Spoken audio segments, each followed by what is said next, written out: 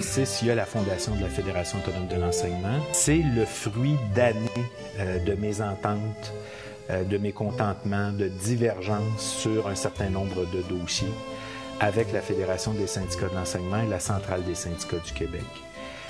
D'abord sur toute la question de la négociation, un regard divergent sur les résultats de la négociation de 2005, mais sur la conduite de la négociation, où un certain nombre de syndicats qui sont aujourd'hui affiliés à la FAE considèrent à ce moment-là que les mandats qui avaient été confiés n'ont pas été respectés. Ensuite, dans le cadre de la négociation, toute la question des services offerts aux élèves en difficulté, où on abandonne ce qui a longtemps permis aux syndicats et aux profs de faire valoir leurs droits, c'est-à-dire le soutien visible à l'enseignant. Les arbitres disaient il faut que le soutien qui est accordé au prof qui accueille un élève qui est intégré soit visible. Ça disparaît dans le contrat de travail, donc ça fait disparaître le courant jurisprudentiel. Et ça, pour les syndicats qui sont affiliés aujourd'hui à la FAE, ça a été une perte colossale, là. Ça a été un affaiblissement du contrat de travail. Il y a tout le dossier aussi de la réforme qui va conduire à une réflexion, à une critique.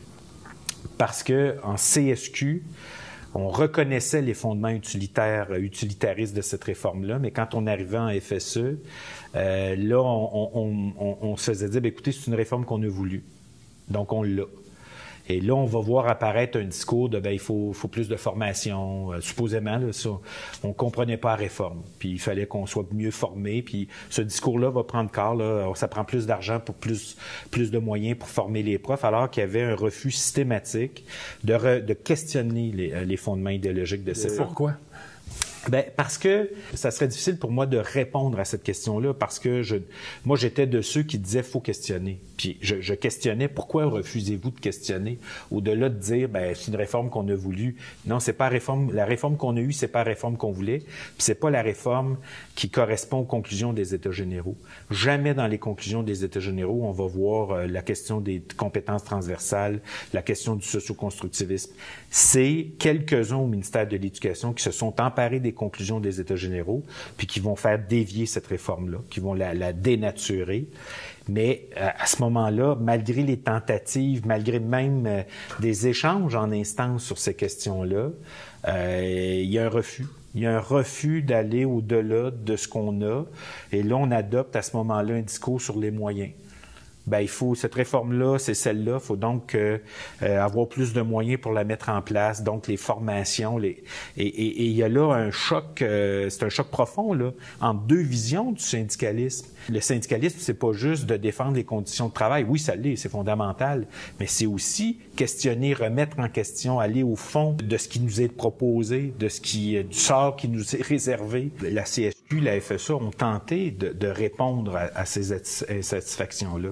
Il y a des gens qui, sincèrement, voulaient éviter le départ des 9 syndicats affiliés. Je pense aussi qu'il y en a qui croyaient qu'on réussirait pas, là, qu'à l'époque, les 9 syndicats affiliés ne réussiraient pas. Mais il y a eu des tentatives de rapprochement, mais qui ont échoué. Pourquoi? Parce que d'un point de vue, le regard qu'on portait sur un certain nombre d'enjeux importants n'était pas le même.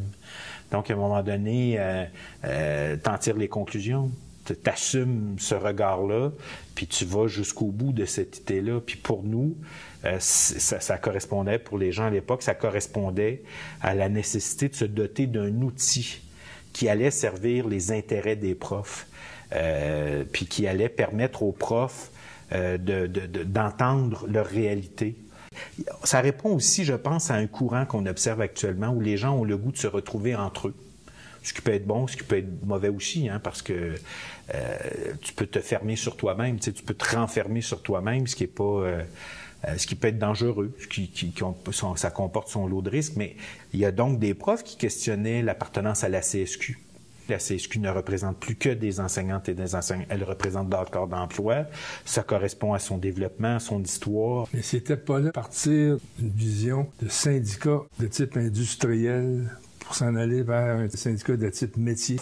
Il y a eu une prise de conscience qu'il est impossible de réformer l'organisation dans laquelle on était. La conclusion, c'était, bon, on va s'en donner une. Je ne me rappelle pas qu'il y ait eu une réflexion sur syndicalisme de type industriel, de type métier. Il y avait une volonté, puis elle est encore là. On est des profs, Puis là, on va entendre parler de nous autres. Vous rencontrez des profs, puis les profs vont vous le dire quand on est en période de négociation. On n'entend pas assez parler de nous autres. Ça, c'est clair. Tu sais, il y en a qui disent, bon, c'est un syndicalisme corporatiste. Comme si c'était malsain de défendre tes propres conditions de travail. C'est pas malsain. Ça fait partie du travail premier d'une organisation syndicale. Mais la profession est à ce point maltraitée que, en se dotant d'une fédération autonome, c'est notre parole qu'on entendra, puis ça sera pas la parole de tous les autres. C'était un point de non-retour. Le point était franchi. Là. Il n'y avait plus moyen de...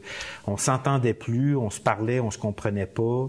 Puis ça créait aussi des tensions entre les gens. Là. Il y a des gens là, qui, de l'autre côté aussi, en pouvaient plus, là, puis qui nous le disaient. Vous n'êtes pas contents à partir. Et donc, à un moment donné, tu peux pas forcer des gens à rester ensemble s'ils veulent plus rester ensemble. Là. Puis il y a des choses qui s'expliquent par la raison, puis il y a des choses qui s'expliquent par l'émotion aussi. Là. C'est un mélange de tout ça. Là. Qui est humain. Je vous dirais que ça allait de soi. Maintenant, après 12 ans, il faut sortir aussi de on le fait parce que l'autre le faisait pas ou on le fait pas parce que l'autre le faisait. Il faut aussi développer, puis c'est là-dessus qu'on a travaillé. La Fédération, elle s'est développée une identité propre. Elle a travaillé sur des enjeux parfois qui sont communs, mais avec des analyses, des points d'analyse différents. Il y avait eu des syndicats qui avaient fait une proposition de permettre la création d'une deuxième fédération enseignante à l'intérieur de la CSQ, mais ça a été rejeté par le Conseil général de la CSQ. Donc, à partir de ce moment-là, tu t'incrustes pas, là, tu t'imposes pas ta présence. L'ensemble de ces dossiers-là ont amené 9 syndicats qui étaient à ce moment-là affiliés à la FSE, ont amené 9 syndicats à poser la question à leurs membres. Est-ce que vous souhaitez quitter et est-ce que vous souhaitez fonder une nouvelle fédération enseignante, ce qui va, en juin 2006, conduire à la désaffiliation de 9 syndicats et à la fin du monopole syndical enseignant dans le monde des commissions scolaires au Québec. Et encore aujourd'hui, les relations entre les deux fédérations sont teintées par cette déchirure-là. Puis c'est normal parce qu'il y a des gens qui y croyaient puis qui continuent d'y croire. Puis il y a des gens qui croient en la FSE, il y a des gens qui croient en la FAE. Donc maintenant, permettons aux gens de choisir. C'est les gens qui choisissent. Puis il y a eu un choix qui a été fait en 2006, mais qui allait bouleverser le monde syndical là, enseignant. Maintenant, ça force aussi des réalignements. Là. Je pense qu'il faut être conscient de ça. Ça force les organisations à se réaligner, à se questionner. Puis moi, je pense qu'on est venu enrichir le monde syndical enseignant dans la mesure où on apporte un regard différent. Moi, je pars du principe que la FAE, elle appartient à ses affiliés. Les affiliés appartiennent pas à la FAE. La FAE, c'est un outil. Puis l'outil, il doit être au service des membres qui ont décidé de le mettre en place. Autrement, tu fais survivre la structure parce que la structure doit survivre. On est dans une logique là, de bête qui se nourrit d'elle-même.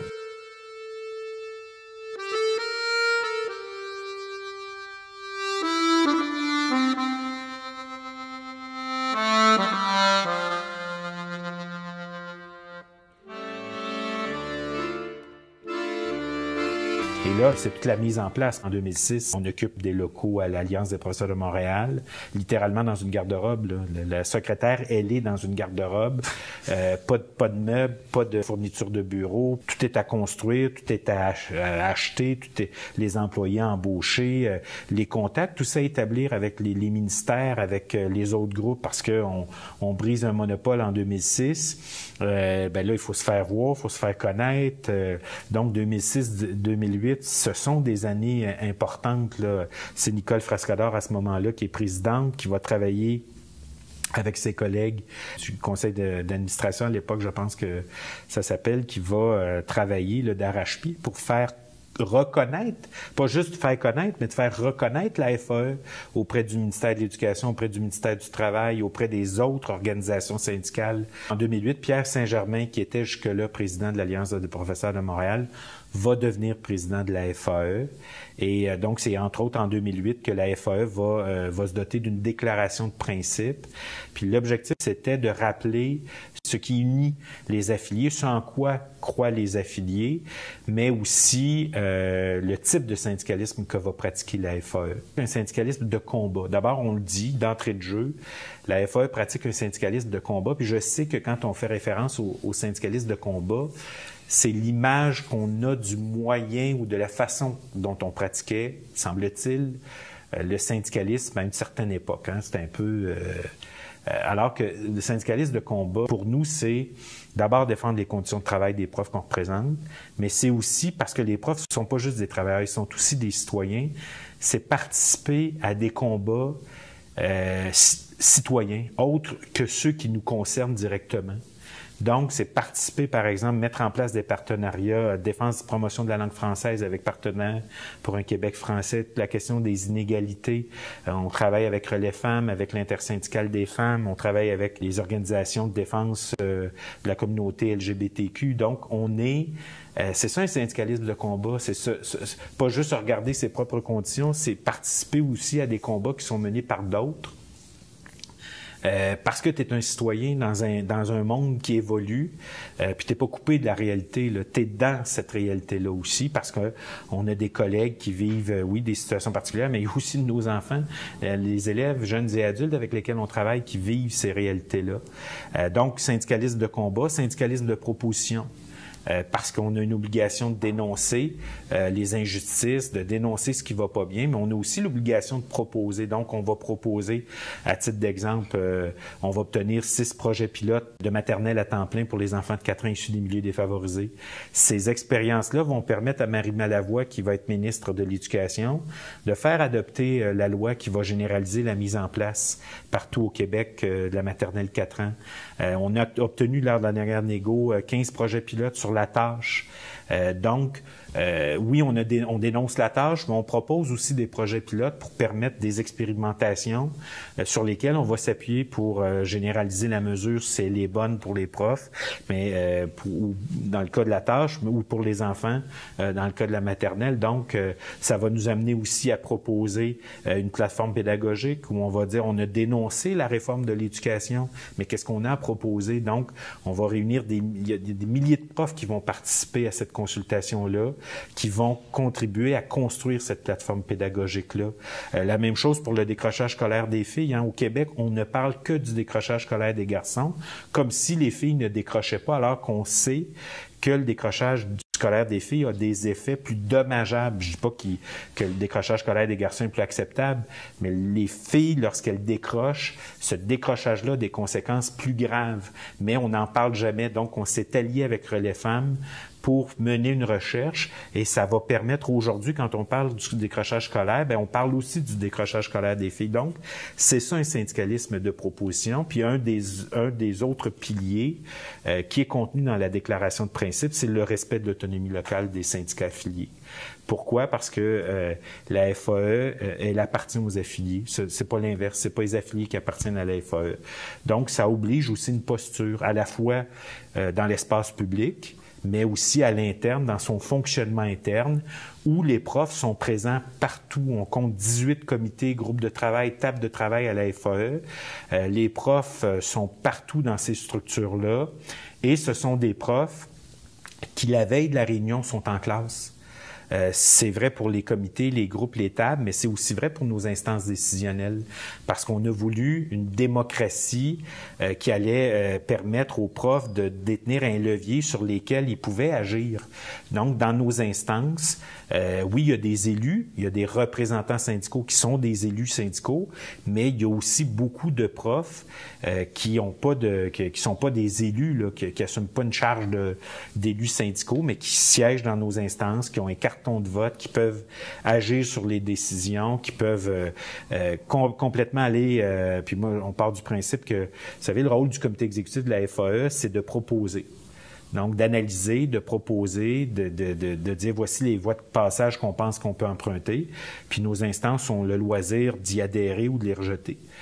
Ça fait que c'est une structure de représentation, une vie démocratique qui est plus lourde, dans la mesure où les allers-retours sont plus fréquents, mais c'est le type de syndicalisme qu'on a voulu se donner.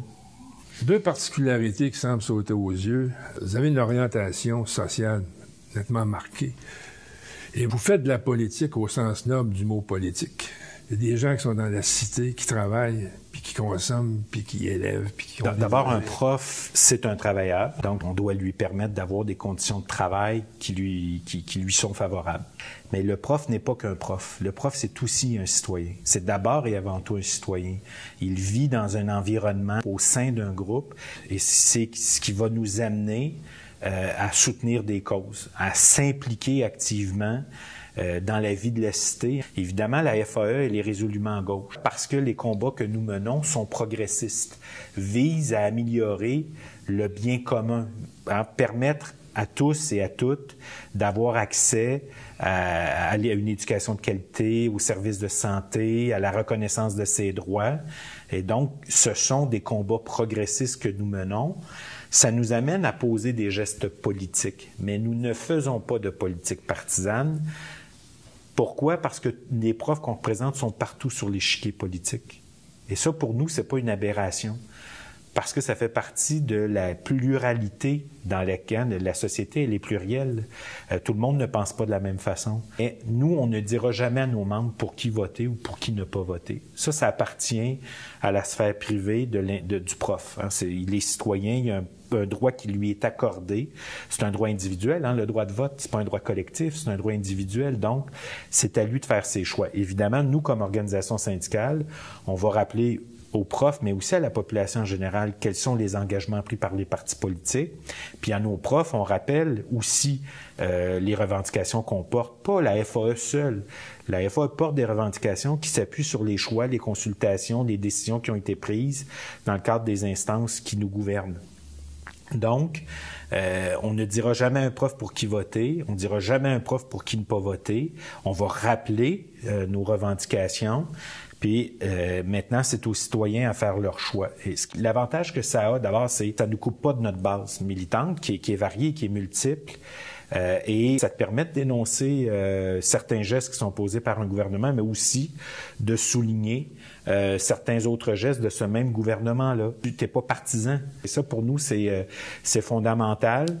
Puis on pense que en agissant de la sorte, on permet à la FAE comme outil de travailler plus efficacement auprès des gouvernements parce que la coopération à tout prix, c'est pas un objectif, c'est pas une façon pour nous d'entrevoir les interactions qu'on doit avoir avec le gouvernement. Sans dire aux gens de ne pas voter libéral, vous leur dites quand même des petites méchancetés sur le ministre de l'Éducation. Moi, je pars du principe qu'au cours des 30 dernières années, tous les partis qui ont régné au Québec ont maltraité l'école publique. Donc, ils méritent tous d'être maltraités.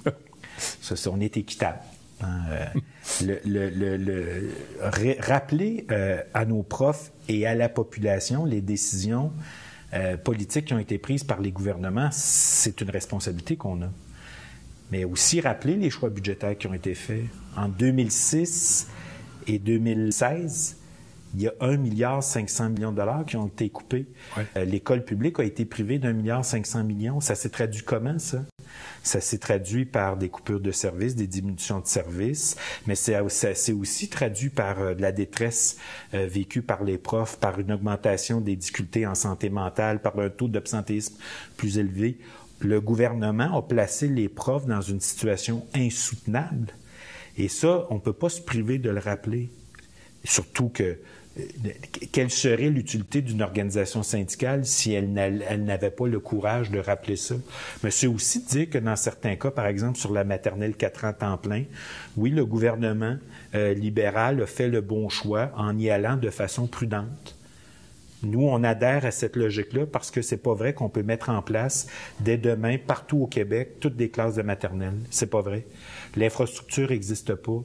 L'infrastructure n'est pas présente. Maintenant, ça ne veut pas dire qu'on doit se servir de cette excuse-là pour cesser le travail.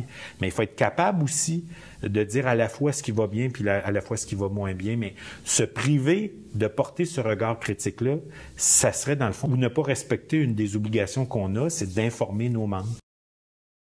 Vous vous définissez comme organisation syndicale de gauche. En 1971, il y a eu la CSN, un roll-ball qui explique, entre autres, l'histoire de la grande scission qui a amené à la création de la CSD. Pour de nombreux syndiqués à la CSN, l'exécutif allait trop loin à la gauche, allait trop loin dans le social. Ils ont arrêté de suivre. On n'est pas là pour ça. On travaille dans des shops. On a de la misère. On veut des meilleures conditions de travail qui nous laissent la paix avec ça. Il n'y a pas un danger qui vous guetterait, vous, à la FAE? La réponse que je serais porté à vous dire, d'abord, les problèmes ne sont pas de droite ou de gauche. Il y a des solutions de gauche, il y a des solutions de droite. Et là, la nature de la FAE fait que les solutions de gauche sont, pour nous, préférables. Maintenant, elles ne sont pas parfaites. Ça serait le premier élément de la réponse que je vous donnerais. Maintenant, les positions qu'on porte dans l'espace public, ce sont des positions qui ont été prises par nos instances, qui sont souvent le fruit de larges consultations. Évidemment, tu peux faire le choix de ne pas participer à la consultation. Comme prof, il y a des profs qui y participent, puis il y a des profs qui y participent pas. Ensuite, à partir du moment où il y a une décision qui est prise qui n'est pas celle que toi tu voulais, bien là, il faut que tu acceptes aussi les règles démocratiques qu'on s'est données. Mais à partir du moment où tu acceptes ces deux principes-là ou ces deux règles-là, bien, tu conçois qu'une organisation syndicale comme la FAE va porter des messages dans l'espace public, va donc porter des revendications qui sont, par la nature de l'organisation, des revendications progressistes. Malheureusement, parfois, il y a des personnes, des militants qui n'accepteront pas la décision, qui vont la remettre en question parce que c'est pas celle qu'ils auraient voulu que l'organisation prenne.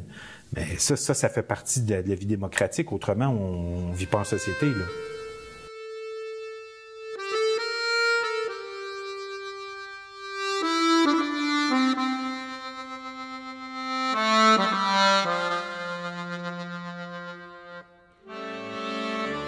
Quand on a été président de la FAE pendant X nombre de mandats, la vie continue. Et on fait quoi? On retourne enseigner à sa polyvalente? Ce qui est clair, je ne ferai pas de politique. Ça, pour moi, à une époque, oui, j'en aurais fait. Maintenant, je ne serais pas prêt à vivre avec les contraintes que ça veut dire. Tu sais, j'en ai fait au niveau municipal. C'est pas du tout la même chose qu'au niveau provincial, fédéral, mais tu sais, pour moi, c'est pas une perspective. Je le vois pas comme ça. Fait que, tu sais, est-ce que je serai encore président de la fédération dans 2 ans? J'en ai aucune espèce d'idée. C'est difficile pour moi de répondre à ça. Vous êtes impliqué dans vos combats actuels? Ben oui, puis mais tu sais, le combat de l'école publique, c'est un combat permanent. C'est un combat. Je veux dire, il a fallu, là, il y a des gens qui ont eu une vision il y a 60 ans. Quand on s'est dit, on va sortir de l'état de sous-scolarisation dans lequel on est, on va se donner un outil qu'on va appeler l'école publique pour s'instruire au sens noble du terme. Je veux dire, il y a quelque chose là de fantastique. Puis la capacité qu'on a, c'est de se réunir autour de ce combat-là, même si c'est difficile, même si on a l'impression parfois de reculer. Non, on ne recule pas. Pourquoi? Parce qu'on garde vivant cette volonté-là qu'on avait, ce rêve-là qu'on avait, on le garde vivant. Je suis dans ce combat-là, je suis pas au devant du combat, je suis dans ce combat-là. Ce qui peut m'arriver est assez anodin, là, le combat, il est plus grand que moi, il est plus grand que tous ceux qui le mènent. Parce que c'est de permettre à ceux qui vont nous suivre d'avoir accès à ce à quoi moi j'ai eu accès. Donc, pour moi, il y a quelque chose là de plus grand que moi-même, là. Puis c'est ce qui fait que je pense que le combat, il est noble, parce qu'il te permet de t'oublier toi-même, de te rappeler ce dont tu as bénéficié, mais de te dire que d'autres doivent aussi pouvoir en bénéficier. Vous serez peut-être ailleurs, mais vous serez dans ce combat. La défendre de l'école publique, c'est défendre le progrès social. C'est défendre l'éducation d'une société plus juste, plus compatissante, qui permet à chacun et à chacune de se réaliser, de réaliser ses rêves. Tu sais, Olivier Reboul, un philosophe français, disait la mission de l'école publique, hein, c'est de permettre à l'être humain de se sortir de lui-même, de s'élever de lui-même. Bien, c'est ça l'école publique. Quand on combat pour l'école publique, on combat pour que soi-même, mais pour que les autres aussi puissent s'élever de leurs propres conditions. Puis ça veut donc dire de les amener à réfléchir, de les amener à contester, de les amener à remettre en question le sort qui leur est fait. Et ça, pour moi, c'est un combat qui dépasse les individus. Pourquoi? Parce que c'est un combat qui permet de s'inscrire dans la durée. C'est un combat qui sera permanent. Puis pour moi, ça ne me décourage pas. Ça fait juste me dire qu'il y aura toujours des gens pour mener ce combat-là. parce que c'est un combat qui est noble, puis qui s'inscrit dans quelque chose de plus grand qu'une structure organisationnelle. Parce que l'école, oui, elle est structurée, il y a des règles, mais l'école, ça change aussi. Là. On le voit, les réformes s'accumulent les unes après les autres, mais fondamentalement, l'idée de l'école publique, c'est l'idée de se doter d'un outil pour devenir des citoyens. Et ça, pour moi, que je sois ici, que je sois à la fédération, que je sois ailleurs, que je retourne enseigner, c'est un combat de tous les instants auquel je veux continuer à participer. C'est quelque chose que je vous souhaite ardemment. Merci beaucoup. C'était un plaisir. Merci à vous.